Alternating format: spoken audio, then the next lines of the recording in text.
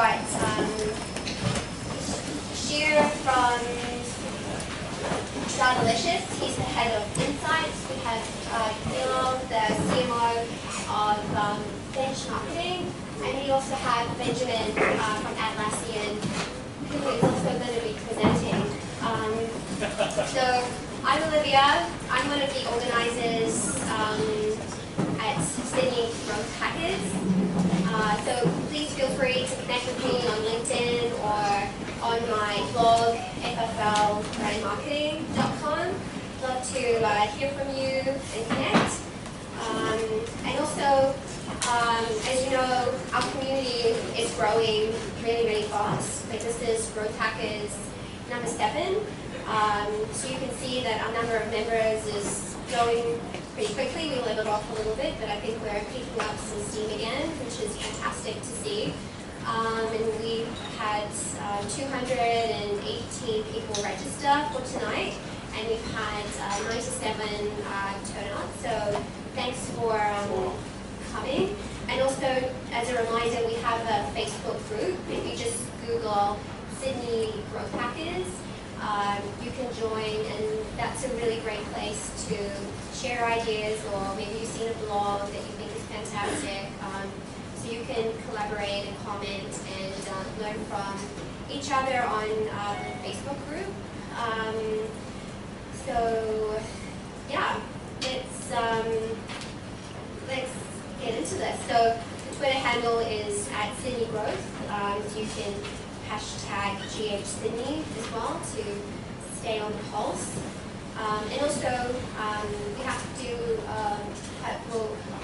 we're very, very grateful to Atlassian for hosting this. They sponsor the event and open up their offices, and I don't know if you've noticed, but we're in a bigger room this time. So this is newly renovated, so we have this fantastic place for this evening to hear from our speakers. So a huge thank you to Atlassian for putting this all on. Otherwise, I don't think this would really be possible. So thanks there. So let's begin. If you have any questions, feel free to email myself, or Dan is one of the other organizers.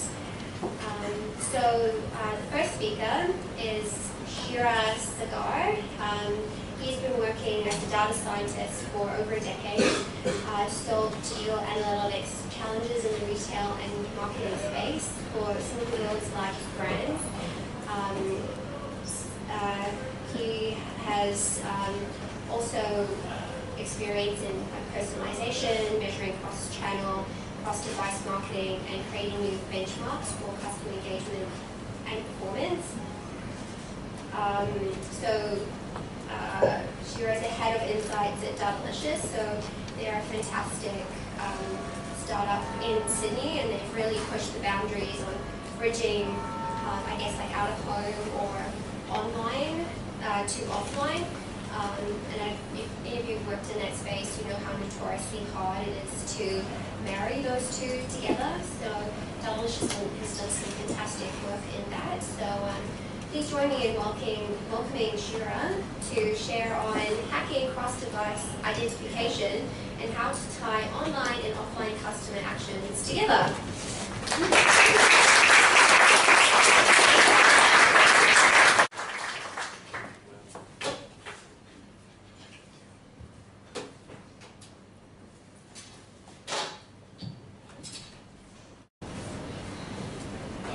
Good evening, everyone.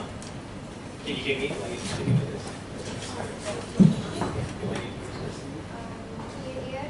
Can you hear me? Am I loud enough?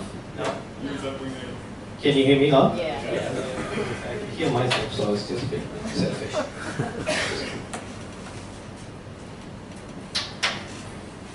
Thank you for being here. My name is Kshira Saagar. Sometimes I forget the name myself, so the K is silent, and it's a lot of complications after that. So I work at Datalicious. Datalicious is a data-driven marketing analytics company. We work here in Sydney. We work primarily on the digital side, but there's always the question, whenever we go to a meeting and we present something, we tell them, we know how your attribution model works, we know which channel is effective, we know what is happening, and everybody's going to always say, oh, by the way, all of this is just one part of the marketing scope. We spend so much money on TV, radio, out of home. You guys are not even good enough. So that's always been a problem, and that's always been a gap. So we've tried to come up with some hacks to quickly answer that question, and we also have a detailed way of doing it. So I'm going to present the hack first, and then I'll probably go into the detailed way of doing it. If you can't understand what I'm saying, if you find my accent funny, please excuse me. Don't throw stuff at me. And if you feel I'm very fast, as if I'm being chased by a bullet train, please feel free to stop me, because I tend to get over myself. There's no filter between my mouth and my mind, so I just tend to say things that are not supposed to be said. And for the record, I'm wearing this coat because it's cold and not because I want to show off. Okay, so I call it welding offline and online, because welding, as you know, is not a very happy, it depends on who you are. It's not a very neat looking process. There's a lot of different heat. You need to apply a lot of heat. You need to force two things to join together that would never join in real life. So joining the online and offline world, as much as it sounds like science fiction and minority report, there's a lot of work behind it. So that's why I call it welding online and offline. Okay, so this is going to be the agenda.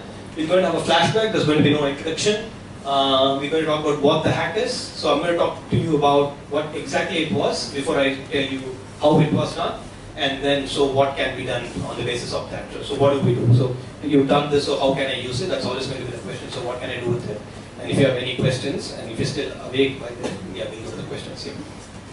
So quickly, yesterday evening I had to do this, what is growth hacking? So I had to do this search on Google, and there was a 10 lessons, like a 10 chapter website on quick explain or something that said, what is a growth hacking? Chapter 1, Chapter 2, Chapter 3, and I just had to make sure that what I'm talking about is actually growth hacking and not some random hacking.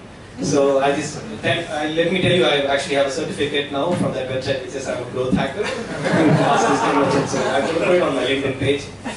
So I was just reading up on some interesting things before I bore you with the actual digital stuff. I'm sure all of you watch MasterChef here, like my teammate here watches MasterChef here, and I found out, all of you have seen about this Michelin star restaurants, yeah? You've all heard of this Michelin star restaurants being awarded and all that stuff. Have you ever wondered how this Michelin star started? Does anyone know how this Michelin star thing started? Yeah. This is for a car company and they wanted to encourage people to drive. Yeah, so it's basically a restaurant guide. Yeah, so it's basically the Michelin tire company, and they wanted to increase their sales of tires, so they wanted people to use more cars, so the tires would get worn off easily. So they made a guide in France that had a list of all hotels in different places, so people could drive around and therefore buy more tires and whatever it is. So it's a simple form of growth hacking in the offline world, if you want to call it that. But it's a very interesting example of how a company that has nothing to do with hotels and nothing to do with any of that business came up with a hack to do stuff. Okay, flashback. So we did a study recently. What you see on the left is Asia market, and what you see on the right is the Australia New Zealand market. I call it flashback because, no offense to anyone, but Asia in terms of digital marketing is probably 5 to 6 years behind Australia, New Zealand, or any other developed market, right?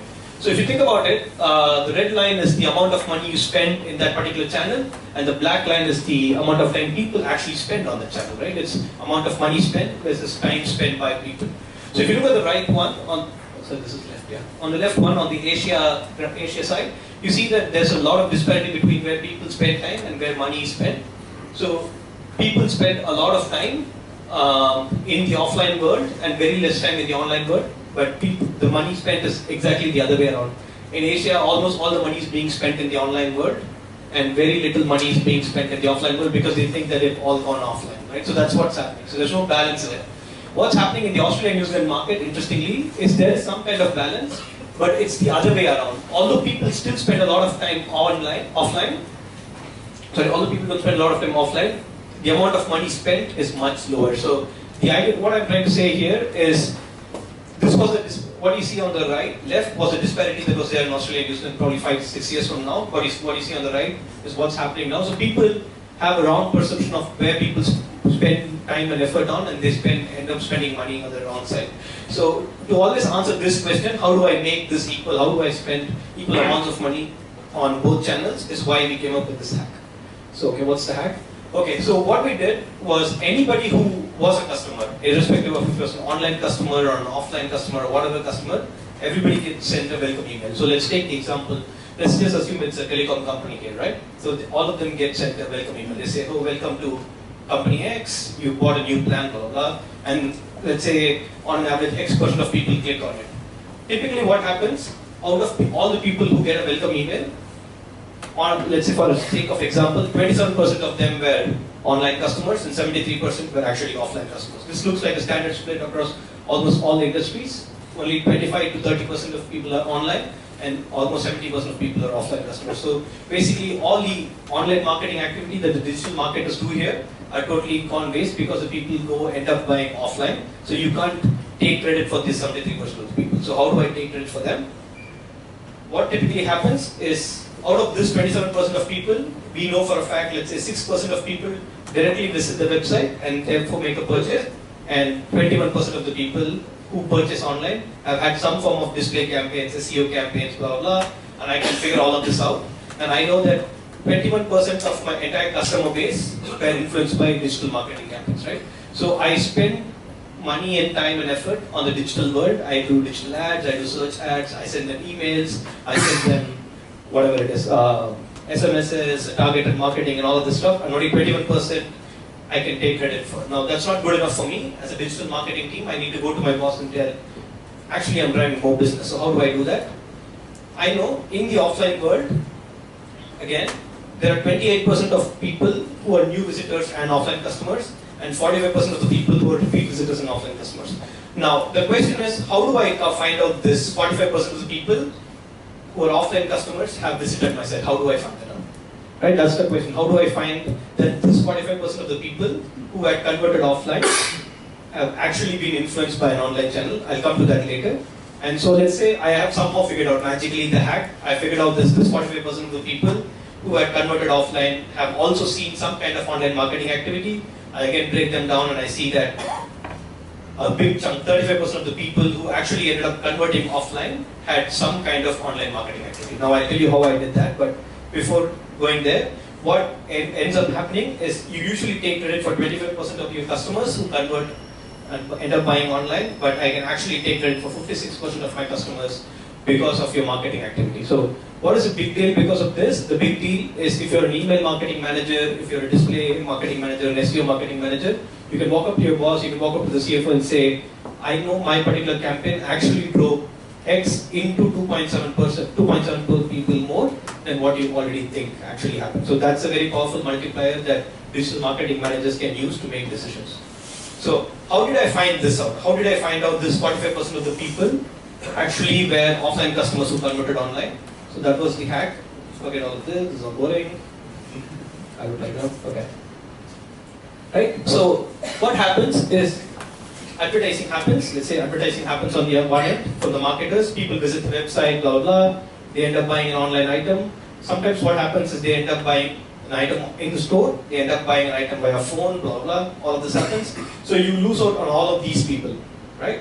So you only take credit for the online people. But the beauty of this is because I send a welcome email here to all the people, irrespective of who they were, if they were retail sales, phone sales, online sales, I can send an email to all of them. And then I can trigger a virtual sale event because of that particular person, because of all of these people, and then I can merge it with my current sale event. So how do I do that virtual sale event based on an email or a login for that matter? I'll talk about that. It's just this. So it's a simple hack.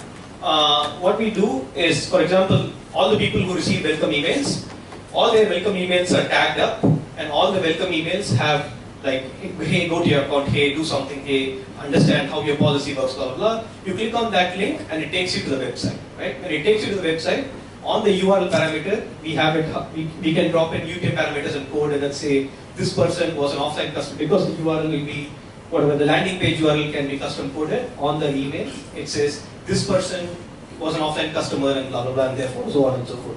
So if I can tag up all my welcome emails with the proper UTM and offline purchase identification, that person, let's say, clicks on the welcome email on GA, for example, which is the simplest and easiest hack. In Google Analytics, what I can do is I can look at the referring URL, and in the referring URL, you will have that identification saying, this person was an offline customer who clicked on the email and therefore purchased. So you immediately, and in a very, very simple, easy hack way, get an identification or an understanding, at least or an estimate of who are your offline customers who click on your emails and therefore come online and make a purchase, right? So how is this useful? How do I know that the person who opened an email and clicked and therefore came is actually a person who's seen stuff online? Is you can just set up a user ID feature in your Google Analytics. So what user ID does is it can track a particular person across time. So simple user ID feature will help you tell which person or which cookie was that actually tracked. Like if you take this referring URL from the page URL, you identify who are these offline customers, you filter those cookies out, you just match them with their previous activity, and if they've had an activity in any of these channels, you can automatically figure out that these are all the people who had an offline purchase but have also seen your stuff in the past. So you can figure this out. I'm not too sure if I was too clear about this, but if you have any question, when you say see, you mean like click, right? Like it's not just selecting a plan, but you've got to click on it. Yeah, he has to click on the email, and on average we know that 10% of the people click on an email, so we can make that estimate. How do you get the email from the offline customers? So when people sign up, everybody signs up, gives their email address and phone number by default now, so all of them get an email. So basically when they buy a product online, there's some kind of... Yeah, they need to fill up a form, like a customer identification form, and all of them get an email. And assuming they've browsed on the same device to do their research, they can be tracked offline. Any question? Yeah. So you use approximation hacks to estimate the number of offline purchases with research online. Is that just previous market research saying this many people research online, or how do you do that? No, so what I mean by use approximation hacks to estimate number of is basically to say, I know these user IDs. So when I mean guesstimate, I'm just saying guesstimate the bigger proportion. So you will, only 10% of the people or 15% of the people are going to click on an email. So you need to guesstimate and extrapolate for the remaining 80% of the people who don't click. And you can say, I know for a fact that X percent of people click and come, therefore the other people who have not clicked might also have done so and so activity, because the click rate is going to be same for the online and the offline. Yeah. Could you know whether people have been online before if via the IP address? Yeah. So yeah, the user ID here that I'm talking about is actually the cookie, which is a combination of IP address, browser fingerprint, and all of that stuff in Google Analytics.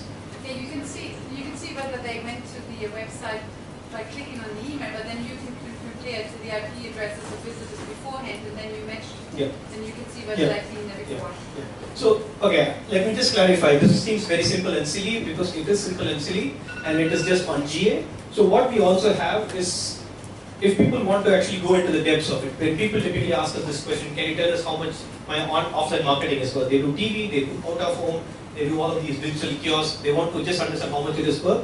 We can't tell you digital kiosk is worth X, TV is worth Y, we can only tell you offline is worth Y. If you want to break it down much deeper, what we do is actually the complicated one, which is not the simple one, is we have the media attribution model. So a media attribution model, what a media attribution model can do is it can understand a user's complete touch point. So we track a user, but we track a real user, a cookie, and a cookie which can be matched across multiple devices based on a probabilistic stitching ID. We know that, let's say, person X, may I have your name please? Haida. So let's say I know Haida wants to buy a new iPhone. I know she's, let's say, a Telstra customer, right? I know she wants to buy a new iPhone. Using our model, so the GA one was a hack, but using our model, what we can do is we know Haida has a phone. She uses her phone X because we get that information from, say, let's say, Telstra. We know Haida searches for a new iPhone because a new iPhone is launching. So she's been searching fervently for the past 5-6 days. So we know it is her because of her cookie ID, because of IP address, and because that cookie ID also has a mapping at Telstra who know who she is. We also know Haida has seen all of these ads that pop up, retargeting ads and imaging ads and contextual ads and all Fairfax and Newspop and all of this stuff. I know she's seen all of these ads. I know which ads she's clicked, I know which ads she's viewed and which ads she's not viewed. I also know what SMSs she gets from Telstra in terms of offers because we integrate SMS. I also know what, let's say, emails she gets and which one she opens, which one she doesn't open. I also know when she walks into a store because all these stores are fitted with beacons now, so you can understand which store Haida's walked in because your phone will beep and it will tell you which store you walked in and if not walked in. I can tie all of this together. Plus, what I can do is if say Haida ends up buying an iPhone for a 2-year contract, let's say a $1,024 phone, what we can do is we know this $1,024 can be appropriately split to all of these different touchpoints. So instead of saying Haida finally on one fine Saturday morning decided to walk into the George Street store and buy a phone, it's not because of that, it was because she searched for the first 5 hours She also saw a display ad. She then saw an email. Then she got an SMS. Blah, blah. So we attribute the $1,000 to all of these. Now that's just the simple part. The complicated part is what we do is we know Haida is, let's say, a 25 to 30-year-old person. We also know she lives in X. And based on that, we also know TV and radio, other publication agencies, which publish these stats from Nielsen, which say a 25 to 30-year-old person watched this particular TV slot at this particular time in this area for this particular percentage. So we know if Haida has expressed a certain kind of activity, she's been searching for something, and then after 2 days, she's not done any activity, and suddenly she comes back and searches for something, we know that her activity is not normal, it's not an organic progression towards a media exposure. She's had a gap and then she's had a media exposure again, and therefore we can artificially inject a touch point from the offline world which matches that socio-demographic pattern at that particular point in time, and therefore we... Sorry. So you're saying help us send you all of this data? Yeah, we can get pretty much all of this data. Tell us. Yeah. Really? I'm saying we can. I just said we can, yeah. Hypothetically. Hypothetically. And we can sit all of this together, and what we can get is we don't get information on just how much offline works. We know exactly. She probably saw an ad on Telstra which was probably rude, and so she just didn't start, she stopped searching for stuff. And then she saw a TV ad which was probably more favorable, and then she came back again and started seeing stuff. So we can go at a creative and messaging level and say, these kind of marketing activity will pick people off and drive them to go offline, and these kind of marketing activity will drive people to convert online. So what kind of, oh sorry, there was a rainbow there, I forget it. So what kind of things can we look at, right? So all of this sounds like science fiction. How do we actually use this stuff, right? So what kind of things can we do? We can actually break it down at a channel level. So for example, the blue one is offline and the red, orange ones are online. So what it says here is people who do a lot of browsing online and end up buying offline, what kind of exposure do those people have? So those people who end up buying offline have a lot of exposure to emails, have a lot of exposure to display ads, and very little exposure to anything else compared to the people who buy online. So people who buy online have a lot of exposure to referral sites, affiliates, paid search, direct visits, blah, blah, blah, and so on and so forth. So you know which channels are driving your offline customers. So your offline customers are typically reading your emails, they're getting their information on their emails, and they're going buying offline. Your offline customers get a lot of display ads that retarget them, and then they end up going buying offline. So maybe your ads are not having enough call to action, your ads are probably not driving them to the site, it's just giving them the information and leaving them there, therefore they're going to the site. So you can change stuff at that level. Yep. Is it experience? Do you have data that shows that people who buy offline are more likely to click an email? Yep. Oh, okay. So they are more likely to click, read an email, and engage with an email. They are more likely to see display ads, and then they end up going buying offline. So what it eventually says subtly is they get their information, but their information is not making them take the next step of going to the site or making any other action. Unlike a referral, let's say comparethemarket.com or Cancer or any of that stuff, they are reference. They give you the information and they drive you to the site, so therefore people end up buying online. So they don't have the buyers to stop and go buy offline. Right? Stuff like that. What you can also do is you can understand, let's say you have 5 different products, which product is more likely to be purchased offline versus purchased online. So for example, product 2 here has such a high difference between the offline and the online world. So what it says is product 2 is probably a high risk product. Or product 2 is one that has a big PDS that you have to read and you have to understand how it works, blah, blah, blah. So people do a lot of research online and then they'll go end up buying offline. So how can you make that barrier less? Because getting a customer to buy online, you have the lower cost per acquisition than getting a customer to buy offline where you have a higher cost per acquisition. So how do you get people to buy online when you have an online booth? How do you drive those people? What products are the bottlenecks, and how can you change the messaging or make it more easier or probably change the design and stuff? What you can also do, it looks a little cluttered, but this is the time of the analysis. What it says is, for example, this one is the offline. People who do a lot of research online and end up buying offline are typically active in the evening. So see 19, 20, and 21, they're typically active in the evening. So these are people who come back home, who browse for stuff, who search for all of this, then end up going to the store the next day morning or whenever and then they buy. But people who do a lot of purchasing online, all these reds, they are people who are busy at work searching for stuff and then they end up buying at home. That's hypothetical. So it's very clear, this is during the work hour. For example, 19 or even like stuff like 7 o'clock, 8 o'clock, 9 o'clock in the morning, unless as long as you don't go to work till 10, which we don't. all of these people are browsing for stuff in the morning, and then during the day they end up going and buying stuff. So it validates exactly at what time of the day, on what day of the week, which product. You can do all of this together at one go and find out which product customers who buy a lot of stuff offline, when do they research, what do they research on, why do they research stuff. And what you can also find out is device types. This is a little boring, I really don't like. But for example, here you can see people who buy offline, which are the blue color people, are more likely to buy, people who buy offline are more likely to do their research on mobile devices and then buy offline. Sorry. Just curious with the previous slide. So when you did the analysis, what type of products did you research? So when you did the analysis, is it like very... So we have a gamut of products. So for every client, so we do this for almost a lot of our clients, and for every client we have a list of products. There is the primary, like 80% product which gives you, like so this 20% of products which give you 80% of revenue. We have those products as well, and we have the tail end products as well. So we put all of them in mixed. So we have all kinds of products. What this one says is people who end up buying offline do a lot of their online research on their phones, and this is very interesting considering they do a lot of their online research in the evenings. So they seem to be doing their research on their phones in the evenings for low risk, for very high risk products. So something's clearly not working out for this particular client. So you can understand what is happening and how can you change that messaging. What can you do to change people to directly buy online? So maybe the mobile site is not good enough for them to buy online or whatever it is, right? So you can understand stuff like that. And finally, what you can do is again break it down at a strategy level, understand which kind of display ads work better. Interestingly, if you look at it, people who buy offline get a lot of retargeting ads. And retargeting ads are stupid and silly, I'm sorry to say that, but retargeting ads are based on simple rules. If you visit a website, if you spend X minutes, you get a retargeting ad. I'm very sorry if I offended anyone. You get a retargeting ad, and then that retargeting ad has no rules or logic. For example, we talk to Pretty a lot, and they say that there are two things about retargeting ads. There's efficiency and efficacy. Efficiency is just because somebody's seen it, you just show them another. That's efficacy. But efficiency is showing it to the right person who has the previous potential to buy. So that is not there. So a lot of people who do their research online and end up buying offline see a lot of display retargeting ads. So you think display retargeting ads are good, but they're probably not good in this context. You need to change your messaging or make them more call to action and stuff like that. So that's another interesting one.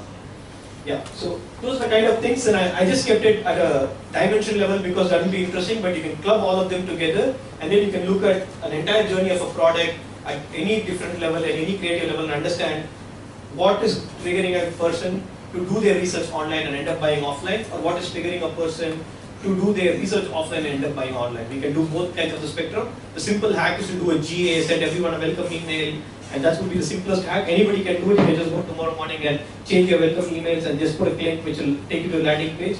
Set a simple GFP report, write and script an R or Python, set up that report. You will get a number that at least you can use as a multiplier and show your boss. But if you want to do a little more complicated stuff at a creative level, at a campaign level, you can do an attribution model, or you can start working at stitching things together at your own. So that's probably how we do it. Any other questions that you guys have on this? Yeah, sorry. How do you know that an online customer, an online visitor walked into a shop? So we know that person. So there's something called beacons, Internet of Things. So we know that person's phone device. So if you want to So you use the GPS location? So if you have a Wi-Fi switched on, it will automatically connect you. We'll get a MAC ID for you. We'll know you are that person. So identifying a person is very, there's no privacy. So sorry. Hello. Yeah. Sorry, that's only if you connect to the Wi-Fi in the store that you go to. There are a lot of assumptions, right? At the end of the day, like I said, there are so many people who are smart, so many people who say, do not track me on Google Analytics, so many people who block their cookies, so many people who block their ads. There are a lot of smart people out there. We are doing a study, and according to a study, 8% of Australians block 8% of Australians. Okay, sorry. According to a study, 8% of Australians block ads, which is kind of interesting given in the US I saw a recent study that said 32% of people are blocking their ads. So, through my voice, hopefully. Yeah, so we're trying to, there are going to always be assumptions, and what we do is we take all of these assumptions, try to codify and quantify it, and say, hey, the result is X, by the way, the pinch of salt is Y, so take it with this pinch of salt. And at the end of the day, decisions are not going to wait for data. As long as you have good data that you can justify with, and you have a leading indicator that says your multiplier is X, So weird, yeah. I don't think this likes me anymore. And a few of you here because I said weird things. But yeah, that's how it is. So that's how we stitch the online and offline world. We try to figure out some way of linking, giving everyone a common path, and therefore making everyone do the same thing at some level, which is hopefully the online level, and therefore switching them together. There are a lot of ways to do it. You can send them an email, you can ask them to log in, you can ask them to like fill up a survey form, which is the silliest way to do it. But there are so many ways to do it, and you can do it, and you can eventually understand how much of your offline marketing is influencing online people, and how much of your online marketing, which is important to you, which gets the lowest budget currently, which gets probably 25 to 30% of your budget. How do you take that 35% of your budget and make it 50%? Take credit for more people that you actually convert. If people say that your online marketing is not influencing people who purchase offline, they're being fooled. Nobody's not using a phone, so that's the simplest argument you can make. Nobody's not using the internet. And considering Australia has 96% internet penetration, almost everybody in the world, including the sheep, some of the sheep here, use internet. So everybody uses internet. So we can make a safe assumption that people who purchase offline have definitely an online. Any questions? Hello. Any questions? Yeah. Yeah. So you mentioned a lot of like assumptions. I'm just wondering, and you said you quantified these assumptions. Like, how accurate is this? So I think yeah. So I would in any other group I would have thrown an accuracy number and said 83% if I was selling something. But these things don't have an accuracy. They're at the end of the day assumptions. And more often than not, what we do is we do test and control exercises. We say this particular channel has 27% impact, and then we try to track it in a controlled environment. We try to send those people an email and try to see how many of them actually converted offline. So you can test them once you come up with a multiplier. You can test them in the real world with a test and control scenario, but there's no accuracy or anything because it's a continuously evolving model. It continuously learns. I don't know if I answered the question. I'm just wondering how you would actually track the Okay, so for example, if you have to run a test and control exercise, and I tell you emails have 32 into whoever converts via email, whoever converts offline, have read email so many more times. So if you spend $200 in email, you can multiply it happily by 32 more, like 200 people convert via email. Online, in the online world, you can happily multiply that number by 32. So if I give you that number, you have to take the 32, let's say. What you can actually do is send all the people in a particular time frame, a particular campaign. That email can be completely tracked in the online. Even if they open their email, you can track them. And then we know if they end up buying on offline exactly that particular person for that particular email. We can see how much of people who opened that email actually bought online and actually bought offline. We can find that at that email level.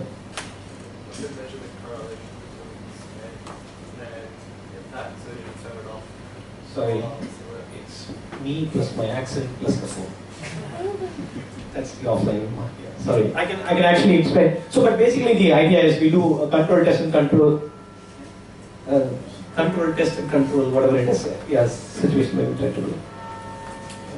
The bell's telling me to shut up and go away. Any more questions?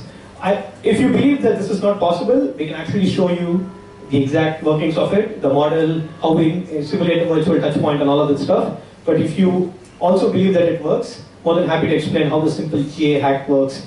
I think it's fairly straightforward what I said, you can also try it out. If you have any questions, feel free to reach out. I think my email address is there, so you can reach out to me. No consulting, just free. Any questions? No? Can I go? Thank you.